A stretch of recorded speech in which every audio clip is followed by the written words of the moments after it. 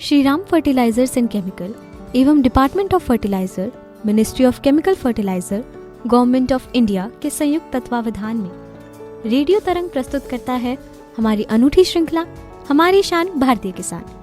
ये कार्यक्रम आप सुन रहे हैं तरंग 90.0 FM, रामलाल आनंद महाविद्यालय, दिल्ली विश्वविद्यालय के अपने सामुदायिक रेडियो पर। हमारा आज का विषय है खीरे की खेती, जिसके लिए हमारे साथ मौजूद हैं डॉक्टर गोगराज सिंह जाट और मैं हूं आपकी दोस्त खुशी। स्वागत करती हूं आपका हमारे स्पॉन्सर्ड कार्यक्रम हमारी शान भारतीय किसान में। इस कार्यक्रम की कड़ी 63 में आपका स्वागत है, जिसमें आज हम जानेंगे खीरे की खेती के बारे में। खीरा न केवल स्वाद में ताजगी देता है, बल्कि इसे स्वास्थ्य के लिए भी बहुत लाभकारी माना जाता है। भारत में इसकी खेती बड़े पैमाने पर की जाती है, खासकर उत्तर प्रदेश, बिहार, मध्य प्रदेश और पंजाब जैसे राज्यों में। यह गर्मी के मौसम की प्रमुख फसल है, लेकिन इसकी उन्नत किस्में साल भर उगाई जा सकती हैं। खीरे की खेती के बारे में विस्तार से बात करने के लिए हमारे साथ जुड़े हैं doctor Gograj Singh Jat, senior scientist, division of vegetable science, IARI, Pusa, Nai Delhi से। सर, आपका बहुत बहुत स्वागत है। जी, बहुत बहुत धन्यवाद आपका। सर, जैसा कि आज हम बात कर रहे हैं खीरे की खेती के बारे में, और हम ये भी देख रहे हैं कि गर्मियों का मौसम नजदीक है जी। तो सबसे पहले आप ये बताइए कि खीरे का गर्मी में हमारे भोजन में क्या महत्व है? जी, देखिए, खीरा एक ऐसी फसल है जो सब्जियों के अंतर्गत आती है, परंतु इसकी हम सब्जी नहीं बनाते हैं सामान्यतः, और ये सलाद के रूप में प्रयोग किया जाता है। और आप देखते हैं कि हम जब भी बाजार जाते हैं या फिर कहीं पर सुपरमार्केट, तो खीरे की सलाद भी हमें उपलब्ध करवाई जाती है। बहुत लोग इसकी सलाद भी बेचते हैं और हम घर में भी इसका प्रतिदिन सलाद के रूप में सेवन करते हैं। और अगर हम कुछ लोग नहीं भी करते हैं तो हमें करना चाहिए, क्योंकि खीरा एक ऐसी फसल है कि अगर हम इसको सलाद के रूप में अगर लेते हैं तो हमें भोजन ही नहीं, इसमें बहुत सारे न्यूट्रिएंट मिलते हैं जो हमारी डेली लाइफ के लिए और हमारे शारीरिक निर्माण के लिए बहुत जरूरी है, जिसमें सबसे प्रमुख है कैल्शियम, फास्फोरस और आयरन, जिंक, मैग्नीशियम। बहुत सब प्रकार के इसमें पोषक तत्व हैं जो इसमें पाए जाते हैं इसमें। और इसके अलावा विटामिन बी होता है, विटामिन ए भी होता है, विटामिन सी होता है, जो खीरे में प्रचुर मात्रा में पाए जाते हैं। तो हमें जब भी कोई आदमी बीमार होता है तो डॉक्टर बोलते हैं कि भाई आप ग्रीन पत्तेदार सब्जियां खाइए और सलाद अधिक मात्रा में लीजिए, या हमें पेट खराब हो जाता है, कोई समस्या आ जाती है, तो खीरा हमें शरीर को ठंडक भी प्रदान करता है। क्योंकि हम देखते हैं कि खीरे में लगभग 80 से 90% पानी होता है, जल होता है, तो वो हमें शरीर को ठंडक प्रदान करता है। गर्मियों में हमें जो हीट होती है, हीट वेव्स होती है, लू से हमें खीरा बचाता है। और इसके अलावा खीरे को बहुत औषधीय महत्व भी है, बहुत प्रकार की हमें बीमारियों से भी बचाता है। पेट संबंधित जो बीमारियां होती है, लीवर संबंधित जो बीमारियां होती है, उससे हमें बहुत सहायता करता है खीरा। बिल्कुल सर, खीरे का बहुत अधिक महत्व है। तो अगर हमें खीरे की खेती करनी है तो हमें किस प्रकार की जलवायु और मृदा का ध्यान रखना चाहिए, इसके बारे में बताइए। जी, देखिए, खीरे की अगर खेती हमें करनी होती है तो हमें ये चाहिए कि जो दिन में है वो टेम्परेचर अगर थोड़ा ज़्यादा रहता है तो कोई नहीं है, लेकिन रात में थोड़ा टेम्परेचर कम रहना चाहिए, जिससे कि इसमें मादा फूल है वो अधिक मात्रा में आए और नर फूल है वो कम मात्रा में आए। क्योंकि आजकल ऐसी किस्में बहुत बाजार में उपलब्ध है जिनमें नर फूल कम आता है, मादा फूल ज़्यादा आता है। लेकिन क्या होता है कि जब तापमान ज़्यादा बढ़ जाता है तो उसमें क्या होता है, नर फूल ज़्यादा आने लग जाते हैं, और तापमान जब कम हो जाता है तो उसमें मादा फूल ज़्यादा आने लग जाते हैं। तो खीरे की जो खेती है उसके लिए लगभग 25 से 30 डिग्री सेंटीग्रेड तापमान की आवश्यकता होती है। अगर तापमान 35 से ऊपर जाता है तो उसमें मेल फूल है वो बढ़ने लग जाते हैं। तो अगर हम बात करें उत्तर भारत के मैदानी भागों में, तो हमें खीरे की जो बुआई है वो लगभग फरवरी के माह में कर देनी चाहिए, क्योंकि बहुत सारे किसान लो टनल में भी इसकी खेती करते हैं। जो किसान सीधी इसकी बीज की बुआई कर देते हैं जनवरी के प्रथम सप्ताह में, और फरवरी में लगभग 15 से 20 फरवरी को जब फूल निकलना शुरू होते हैं तो वो लो टनल्स को हटा देते हैं, जिससे कि लगभग 1 से 1.5 महीने की फसल पहले आ जाती है। तो इसकी खेती लगभग अप्रैल तक समाप्त हो जाती है, जिससे कि किसानों को अधिक उत्पादन मिल जाता है। तो इसकी खेती की जो शुरुआत है वो लगभग फरवरी से करना चाहिए, और इसके तापमान जो उपयुक्त है, बेस्ट तापमान, वो 25 से 30 डिग्री सेंटीग्रेड होता है। और अगर हम बात करें मृदा की, तो इसके लिए भी बलुई दोमट मृदा होती है, जिसका pH की हम बात करें वो लगभग 6 से 7 के मध्य होना चाहिए, जो कि एक न्यूट्रल pH होता है खीरे की खेती करने के लिए। और मैं किसानों को ये भी बताना चाहूंगा कि अगर आपने मिट्टी की जांच नहीं करवाई है, क्योंकि बहुत सारे किसान हमें बाद में शिकायत करते हैं कि साहब खीरा लगाया था, उसका जर्मिनेशन नहीं हुआ, क्योंकि जैसे हरियाणा के कुछ क्षेत्रों में मिट्टी ऐसी है कि जहाँ पर साल्ट अधिक मात्रा में होते हैं, तो मृदा में साल्ट ज्यादा नहीं होना चाहिए, उसका जो pH है वो 6 से 7 के मध्य ही होना चाहिए, जिससे कि बीजों का जमाव अच्छे से होता है और जीवांश पदार्थ की मात्रा उसमें अधिक होनी चाहिए। इसमें जीवांश पदार्थ की मात्रा के लिए हम उसमें FYM डाल सकते हैं, फार्म यार्ड मैन्योर डाल सकते हैं। इसके अलावा हम वर्मी कंपोस्ट भी इसमें डाल सकते हैं, जिससे कि मृदा की कंडीशन ठीक हो जाए। और बहुत कई बार ऐसा होता है कि माइक्रो न्यूट्रिएंट की भी इसमें कमी होती है, तो उसके लिए भी हमें पोषक तत्व अच्छे से प्रबंधन करना चाहिए। तो इस प्रकार से हम जलवायु और मृदा का जरूर ध्यान रखना चाहिए इसकी खेती के लिए। बिल्कुल सर, जब हम जलवायु और मृदा का ध्यान रख लें, इसके बाद अभी हमें चाहिए बीज। तो बीज के लिए हम ऐसी कौन सी उन्नत किस्में हैं जिनका इस्तेमाल करें? साथ ही हम आजकल देख रहे हैं कि प्रोटेक्टेड कल्टीवेशन बहुत ज्यादा बढ़ गया है, तो संरक्षित खेती के लिए कौन से बीज का इस्तेमाल करना चाहिए और खुले खेत में हम कौन से बीज इस्तेमाल करें, उसके बारे में बताइए। जी देखिए, अब बात कर रहे हैं खुले खेत के लिए और प्रोटेक्टेड कल्टीवेशन के लिए। ये निर्भर करता है कि कौन सी वैरायटी।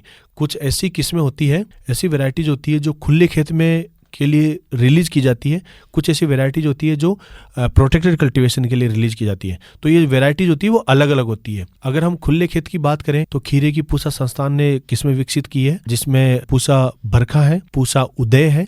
जो पूसा बरखा है उसका जो फल होता है वो डार्क ग्रीन कलर का होता है, और पूसा उदय होता है वो ग्रीन और उस पे व्हाइट स्ट्रिप्स होती है, मतलब जिसपे ऐसा लगता है जैसे कुछ हल्का सा कलर, उस टाइप की स्ट्रिप्स होती है पूसा उदय में। तो ये दोनों किस्में अच्छी उपयुक्त है अगर बाहर खेती करना चाहते हैं। इसके अलावा एक पूसा लॉन्ग ग्रीन है, जिसकी जो लंबाई होती है खीरे की वो लगभग 16 से 17 सेंटीमीटर होती है। तो वो भी हम ले सकते हैं पूसा लॉन्ग ग्रीन। उसमें क्या होता है कि मादा फूल ज़्यादा आते हैं, नर फूल उसमें थोड़े कम आते हैं, तो जिससे कि अच्छा उत्पादन किसान भाई ले सकते हैं।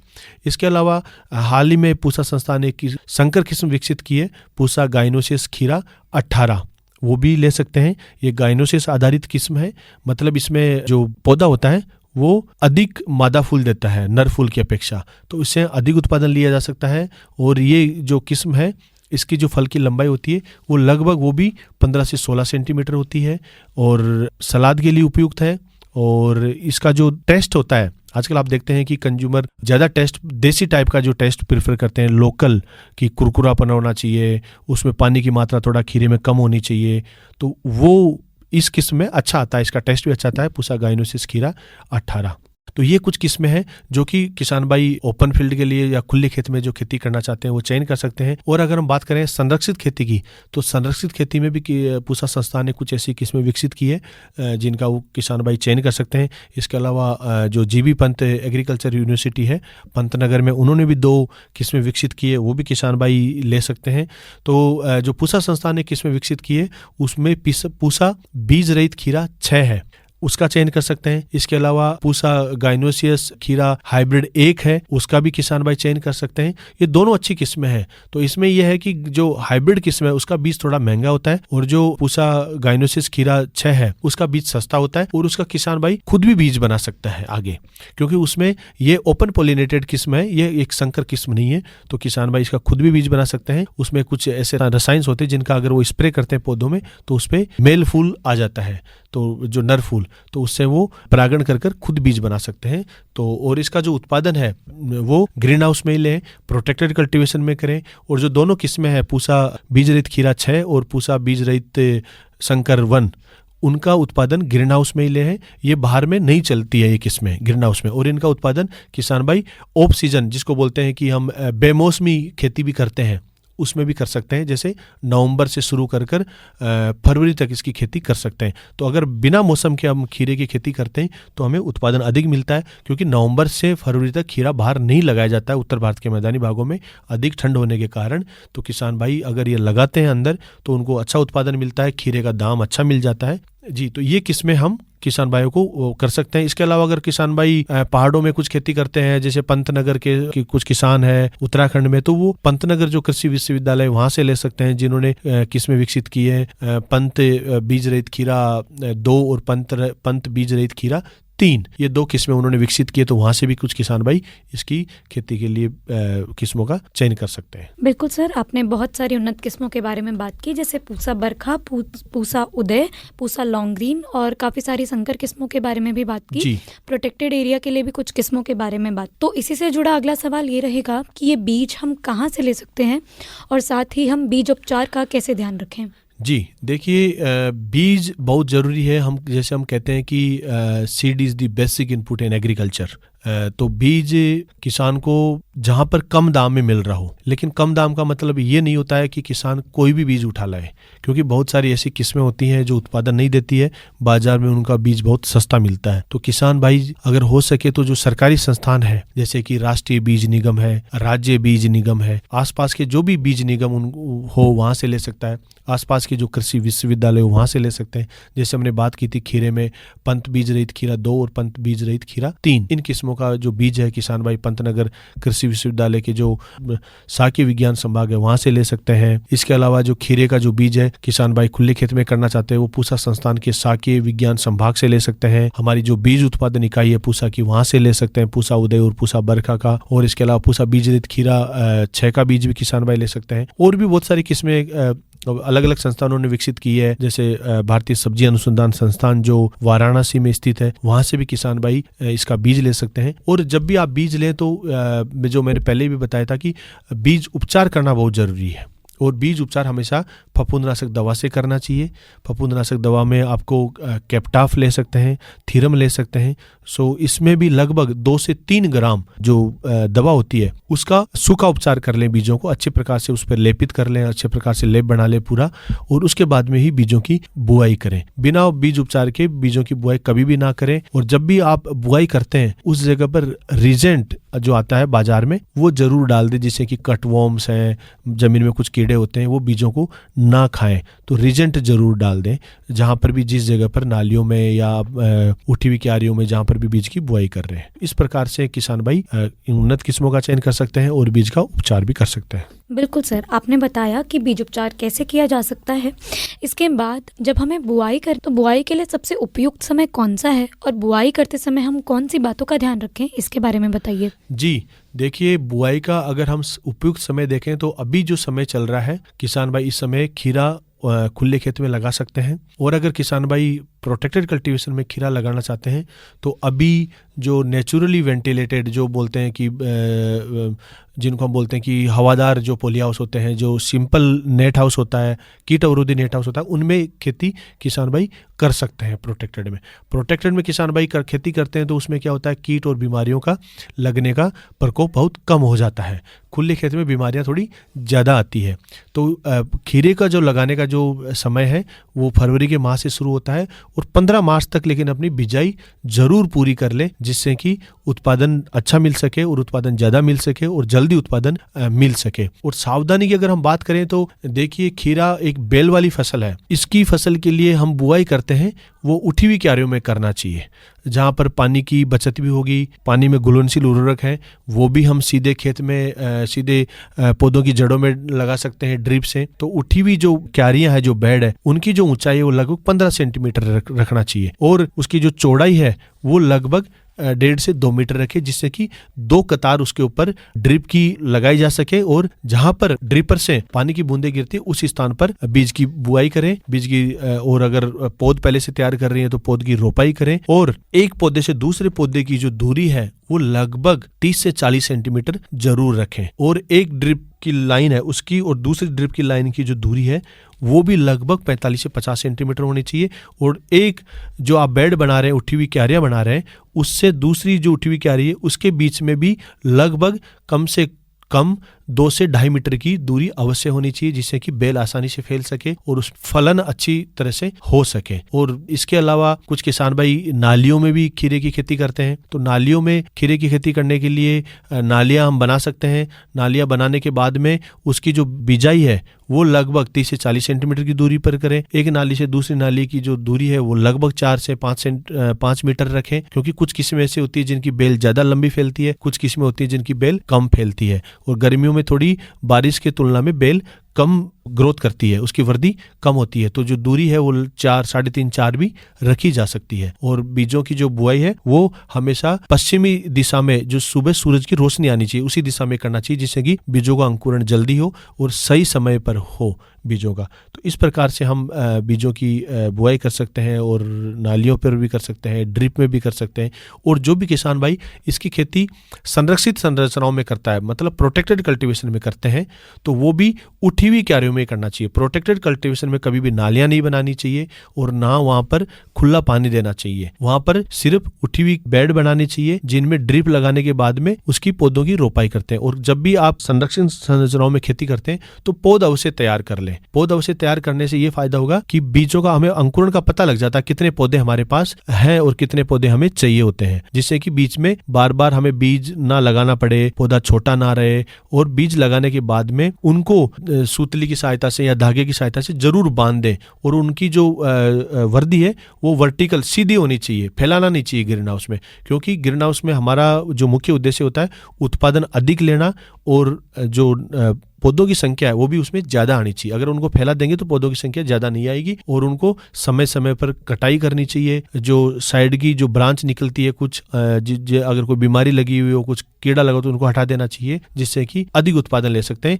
और जो भी किसान भाई इसमें खेती करना चाहते हैं प्रोटेक्टेड कल्टीवेशन में, वो हमेशा गाइनोसिस और पार्थेनोकार्पिक किस्मों का ही चयन करना चाहिए जो जिसमें बीज नहीं बनता हो। बिल्कुल सर, आपने बुआई के बारे में हमें बहुत अच्छे से समझाया। इसके बाद बहुत जरूरी है कि हम फसल अच्छे से उत्पादन के लिए पोषक तत्वों का प्रबंधन कर लें। और हम देखते हैं कि एनपीके का प्रबंधन तो सभी करते हैं, लेकिन साथ में बहुत जरूरी है माइक्रो न्यूट्रिएंट्स का भी प्रबंधन करना। तो माइक्रो न्यूट्रिएंट्स का प्रबंधन भी आप समझाइए। जी देखिए, अगर हम एनपीके की बात करें तो बहुत जो सब्जियां होती है उनको नाइट्रोजन, फास्फोरस और पोटास, ये तीनों मुख्य पोषक तत्व होते हैं जो अधिक मात्रा में चाहिए होते हैं, जिनकी क्वांटिटी अधिक मात्रा में चाहिए होती है। नाइट्रोजन की बात करें अगर खीरे के लिए हम, तो लगभग 70 से 80 किलोग्राम नाइट्रोजन, और फास्फोरस 50 से 60 किलोग्राम फास्फोरस, और पोटास की बात करें तो 70 से 80 किलोग्राम पोटास की आवश्यकता होती है। इसके अलावा हमें और किसान भाइयों को कभी भी सिर्फ जो उर्वरक है उन पर ही निर्भर नहीं रहना चाहिए। इसके अलावा 25 से 30 टन अच्छी प्रकार से सड़ी हुई गोबर की खाद भी डालना चाहिए। और अगर वर्मी कंपोस्ट अवेलेबल है आप किसानों के पास में, तो वो गोबर की खाद की मात्रा कम कर दें, 15 से 20 टन कर दें, और लगभग 4 से 5 टन वर्मी कंपोस्ट अपने खेत में डालते हैं तो उसमें जीवांश की मात्रा बढ़ती है, भूमि की जो उर्वरा शक्ति है वो भी बढ़ती है, जिससे कि उत्पादन मिलेगा और गुणवत्तायुक्त उत्पादन मिलता है। और जब खाद की मात्रा जब ज़्यादा रहती है, फीमेल फूल होते हैं जिनको बोलते हैं कि मादा फूल, वो अधिक मात्रा पे निकलते हैं। लेकिन ये ध्यान रखें कि जब भी आपको खेत में ये दिखाई दे मादा फूल कम आ रहे हैं और नर फूल ज़्यादा आ रहे हैं, तो आप नाइट्रोजन की मात्रा को कम कर दें। जैसे मैंने बताया कि 70 से 80 किलोग्राम नाइट्रोजन आप रखें, लेकिन नाइट्रोजन की 70 से आधा किलो, लगभग 40 किलोग्राम नाइट्रोजन आप खेत की तैयारी के समय डालें। और जो 40 किलो नाइट्रोजन आपकी बचती है उसको 2 भागों में डिवाइड कर ले, 20-20 किलो। 20 किलो जो नाइट्रोजन है वो लगभग 45 दिन की जब फसल हो जाए बुआई के बाद में, उस समय नालियों में डाले या ड्रिप में डाले उस 45 किलो जो नाइट्रोजन है उसको। और फिर दूसरी जो 45 किलो की मात्रा होती है वो लगभग 60 दिन में, जब उसमें फलन शुरू हो जाता है, उस समय ड्रिप से या नालियों में छिटक कर यूरिया या डीएपी से आप डालते हैं, उस समय ये डाल सकते हैं। लेकिन जब भी उर्वरक आप डालते हैं उसके तुरंत बाद में हल्की सिंचाई करनी चाहिए, जिससे कि पानी में उर्वरक अच्छे से घुल जाए और पौधों की जड़ों तक चले जाएं। तो इस प्रकार से हम मुख्य पोषक तत्वों का प्रबंधन करते हैं। और अगर सूक्ष्म पोषक तत्वों की बात करें, खीरा है उसमें कभी कभी लक्षण दिखाई देते हैं, जिससे उसमें बोरोन की कमी हो जाती है, कैल्शियम की कमी हो जाती है, जिंक की। तो बाजार में बहुत सारे मल्टीप्लेक्स माइक्रोन्यूट्रिएंट, मल्टी माइक्रोन्यूट्रिएंट बाजार में उपलब्ध होते हैं, तो उनका भी लगभग 1% 2% का हम स्प्रे बनाकर फोलियर स्प्रे से भी हम दे सकते हैं, जिससे कि पत्तियां उनको लेती है और पौधों को, पूरे पौधों को सप्लाई करती है, जिससे कि पौधों की वृद्धि अच्छी होती है। तो पौधों की जब भी और हम तुड़ाई करते हैं पौधों की, फलों की, उसके तुरंत बाद में खाद और उर्वरकों का प्रबंधन जरूर करना चाहिए। इसके साथ ही हम देखते हैं कई सारे कीड़े और बीमारी लग जाते हैं जो हमारी फसल को नष्ट कर देते हैं। तो किस तरीके से हम कीट और बीमारी का नियंत्रण करें और प्रबंधन करें, उसके बारे में बताइए। जी देखिए, पहला जो कीट होता है इसमें सबसे प्रमुख कीट होता है फल मक्खी होता है। ये क्या करता है, ये जब पौधा बड़ा होता है और उसमें जब फल बनने लगता है, तो इसमें जो मक्खी होती है, फल मक्खी, वो अंडे देती थी फूल में या जो भी फल बनता है। उससे क्या होता है कि अंदर वो उसका जो लार्वा निकलता है वो पूरे गुद्दे को खा जाता है अंदर से, जिससे कि फल छोटा रह जाता है, पीला पड़ जाता है और वो सड़ने लग जाता है अंदर से। तो फल मक्खी का नियंत्रण करने के लिए आजकल बाजार में बहुत सारे फेरोमोन ट्रैप्स हैं जो किसान भाई ले सकते हैं। बहुत प्राइवेट कंपनीज भी बेच रही है, है। पूसा संस्थान में भी हमारा जो कीट विज्ञान संभाग है, एंटोमोलॉजी डिवीजन, वहां से भी किसान भाई ले सकते हैं, जिससे कि फ्रूट फ्लाई वो उसको अपनी ओर आकर्षित करता है, जिससे कि उसके अंदर ट्रैप हो जाती है, तो वो फसलों को नुकसान नहीं करती है। क्योंकि हमें कम से कम रासायनिक कीटनाशकों का प्रयोग करना चाहिए। जो दूसरा कीट है वो है रेड पंपकिन बिट्टल, जो पहले भी मैंने बताया था, कद्दू का जो लाल भरंग, वो छोटी अवस्था में करता है। छोटे छोटे जो पौधे होते हैं उनको पत्तियों को खाकर उनको जाल बना देता है और बहुत नुकसान करता है। तो उसको भी हम सुबह के समय में हमें दिखाई देते हैं वो कीट, उनके पतंग और कीट, उनको उठाकर हमें कहीं मिट्टी में दबा देना चाहिए। और अगर हम बीमारियों की बात करें तो इसमें भी जो चूर्णील आसिता और मर्दूरोमिल आसिता 2 बीमारियां आती है गर्मी के मौसम में, जिनके लिए हम केराथेन का स्प्रे कर सकते हैं। और मर्दूरोमिल आसिता है, उसके लिए हम रिडोमिल एक नाम की दवा है, जिसका 2 ग्राम दवा को प्रति लीटर पानी में घोल बनाकर स्प्रे कर सकते हैं। जिनकी पत्तियों की निचली सतह पर बैंगनी रंग के धब्बे दिखाई देते हैं, जो धीरे धीरे आकार में बड़े हो जाते हैं, पत्तियां पीली पड़ने लग जाती है और पत्तियां सूख जाती है, जिससे पूरा पौधा सूख जाता है, पूरा खेत सूखने लग जाता है। तो इसका नियंत्रण करना बहुत आवश्यक है। डाउनी मिल्ड्यू में जो बीमारी होती है खीरे में, और इसके अलावा कीट इसमें एफिड और सफेद मक्खी भी आती है, तो वो हम पानी का अच्छे तेज रफ्तार से अगर स्प्रे करते हैं तो उससे भी हो जाता है। इसके अलावा हम जो इमिडाक्लोप्रिड नाम की जो दवा है, उसका भी 1 ml दवा को 3 लीटर पानी में मिलाकर स्प्रे करते हैं, जिससे भी इस कीट से नियंत्रण, किसान भाई कीट को नियंत्रण कर सकते हैं। तो इस प्रकार से इसमें बीमारियों को किसान भाई और कीटों को आसानी से नियंत्रण कर सकते हैं। और प्रोटेक्टेड कल्टीवेशन में जो किसान भाई खेती करते हैं खीरे की, वो कम से कम पेस्टिसाइड का या जो भी इंसेक्टिसाइड का यूज करना चाहिए, क्योंकि किसान भाइयों की जो लागत है वो प्रोटेक्टेड कल्टीवेशन से थोड़ी बढ़ जाती है। तो वो इतना इन्वेस्ट ना करें उन पे कीटनाशकों पे, और ये ध्यान रखें कि जो उनकी जो संरचना है, ग्रीन हाउस हो या पोली हाउस हो, वो कहीं से भी प्लास्टिक हो या नेट हो फटा हुआ नहीं होना चाहिए, जिससे कि उसमें कीट अंदर ना जाए। अगर एक बार कीट अंदर चले जाते हैं, सफेद मक्खी या माहू है, चेपा है, तो वो वायरस जनित बीमारियां फैला देते हैं, बारिश के समय मुख्यतः। तो उसके लिए भी आपकी जो स्ट्रक्चर है प्रोटेक्टेड कल्टीवेशन की, वो प्रॉपर होनी चाहिए। उसमें डबल डोर फैसिलिटी होनी चाहिए। पहले आप अंदर जाएं, फिर देखिए कि कोई कीट तो प्रवेश नहीं कर रहा है, फिर आप मुख्य पोली हाउस के अंदर कर सकते हैं। इस प्रकार से हम कीट और बीमारियों से फसल को नियंत्रण कर सकते हैं। बिल्कुल सर, आपने कीट बीमारियों के लिए कई सारी दवाइयों के बारे में बताया और साथ ही कई तरीके बताए जिनसे हम अपने फसल को कीट और बीमारियों से बचा सकते हैं। जैसे ट्रैप के बारे में आपने बात की, केराथिन के बारे में आपने बात की। इसके अलावा हम देखते हैं कि हमारी फसल को एक और नुकसान हो जाता है, जो होता है खरपतवार का। खरपतवार हमारी फसल को बढ़ने नहीं देते और उसके पोषक तत्व खुद ले लेते हैं। तो हम खीरे की फसल में कौन से ऐसे खरपतवार हैं जो आते हैं और उनका हम नियंत्रण कैसे कर सकते हैं, उसके बारे में बताइए। जी देखिए, खीरे में बहुत प्रकार के खरपतवार आते हैं, जिनमें मोथा है, वो भी बहुत एक इम्पोर्टेंट खरपतवार है।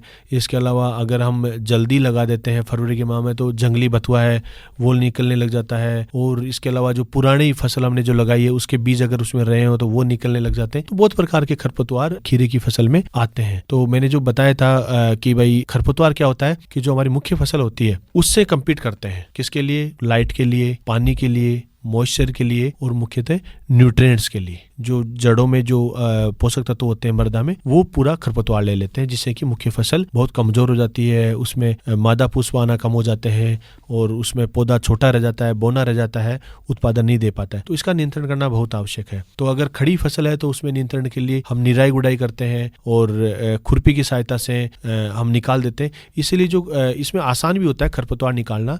जैसे 2 नालियों के बीच की दूरी अगर 4 मीटर रखी गई है, तो जो रोटावेटर आता है या जो कल्टीवेटर है, वो भी हम बीच में चला सकते हैं। 2 नालियों के बीच में जो दूरी होती है, जहाँ बेल फैलती है, तो बेल को हटाकर वो चला सकते हैं। तो जिससे आसानी हो जाती है खरपतवार नियंत्रण करना। और रासायनिक तरीके से खरपतवार नियंत्रण करने के लिए जो पेंडेमेथिलिन खरपतवारनाशी है, वो सब्जियों में रिकमेंड किया जाता है कि भाई इसकी 1 लीटर दवा को 400 से 500 लीटर पानी में घोलकर और भिजाई के तुरंत बाद में स्प्रे कर दें, तो शुरुआती तौर पर खरपतवार नहीं आता। बिल्कुल सर, आपने खरपतवार के बारे में भी हमें बताया। अभी तक लगभग हम खीरे की खेती से जुड़ी बहुत सारी बातें कर चुके हैं और सीख चुके हैं, लेकिन हो सकता है कि कोई विषय हमसे छूट गया हो। इसीलिए सर, आप कुछ मुख्य सावधानियां बताइए जो हमें खीरे की खेती करते समय जाननी चाहिए और समझनी चाहिए। देखिए, हमने अभी तो बात की है कि एक तो सबसे पहला है कि आप बीज अच्छी किस्मों का लें और ये पहचान कर लें कि आपको प्रोटेक्टेड के अंदर खेती करनी है तो बीज अलग किस्मों का लें। बाहर वाली किस्मों के लिए बाहर में लगाएं उनको।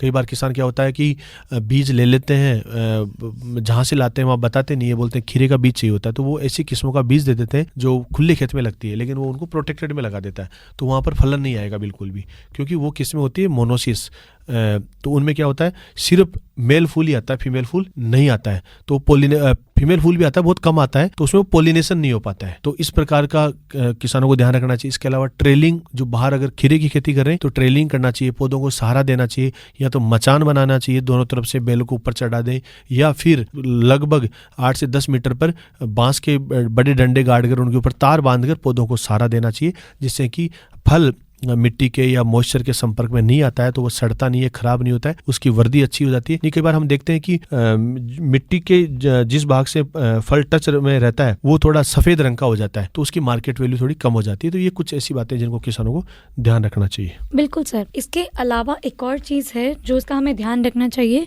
वो है तुड़ाई और ग्रेडिंग। तो तुड़ाई और ग्रेडिंग करते समय हमें किस तरीके की प्रक्रिया का काम करना चाहिए, किस तरीके से देखना चाहिए कि तुड़ाई और ग्रेडिंग अच्छे से हो सकती है? जी देखिए, तुड़ाई करने के लिए हमें जो गाइनोसिस आधारित किस्में आती हैं उनकी लगातार तुड़ाई करनी चाहिए। अगर हमने खीरे के पौधे पे अगर फल छोड़ दिए, तुड़ाई नहीं की, तो फिर फल आना बंद हो जाते हैं। खीरे में तभी अगले फल आते हैं जब हम फलों की लगातार तुड़ाई करते रहते हैं, नए फल आते रहते हैं। तो तुड़ाई करना जरूरी है। तुड़ाई सुबह के समय में करें। अगर आपके पास में मार्केट पास में है तो सुबह के समय तुड़ाई करके आप जल्दी से उनको फलों को तुरंत बाजार में भेज दें। कई बार क्या होता है कि अधिक धूप के कारण फल थोड़े से मुरझाने लग जाते हैं, तो और उनकी मार्केट में वैल्यू नहीं मिलती है, और मिट्टी के संपर्क में नहीं आने चाहिए। उनको प्लास्टिक के कैरेट्स या प्लास्टिक के जो भी बर्तन हो उनमें रखना चाहिए, और उनकी प्लास्टिक में पॉलीथीन आती है उनमें अच्छे से पैकिंग करके, ग्रेडिंग करके, साइज के हिसाब से बड़े फलों की अलग करनी चाहिए, मीडियम जो मध्य आकार के उनके अलग, छोटे फलों के अलग, फिर हमें बाजार में भेजना चाहिए, जिससे कि हमें अच्छा मूल्य किसानों को मिल सके। अभी आपने सुना खीरे की खेती पर हमारा एक खास कार्यक्रम। ऐसे ही और कार्यक्रमों के लिए हमसे जुड़े रहिए रेडियो तरंग पर। हम फिर हाजिर होंगे हमारी शान भारतीय किसान के एक नए एपिसोड के साथ। तब तक के लिए हमें दीजिए अनुमति। नमस्कार। अभी आप सुन रहे थे हमारी अनूठी श्रृंखला हमारी शान भारतीय किसान, जिसके प्रायोजक हैं Shri Ram fertilisers and chemical एवं department of fertilisers, ministry of chemical fertiliser, government of India, और इसके प्रस्तुत करता है रेडियो तरंग 90.0 FM। हम उम्मीद करते हैं आपको हमारी आज की ये कड़ी पसंद आई होगी। यदि आपका इस कार्यक्रम से जुड़ा कोई सवाल या सुझाव हो तो आप हमें ईमेल कर सकते हैं। हमारी ईमेल आईडी है radiotarang@rla.du.ac.in, या आप हमें मैसेज कर सकते हैं हमारे फेसबुक पेज पर। हमारी फेसबुक आईडी है तरंग 90.0 FM। कार्यक्रम की संचालक हैं श्रुति, और कार्यक्रम का संपादन किया है फरजीन सुल्तान ने, और इस कार्यक्रम के मार्गदर्शक हैं प्रोफेसर राकेश कुमार।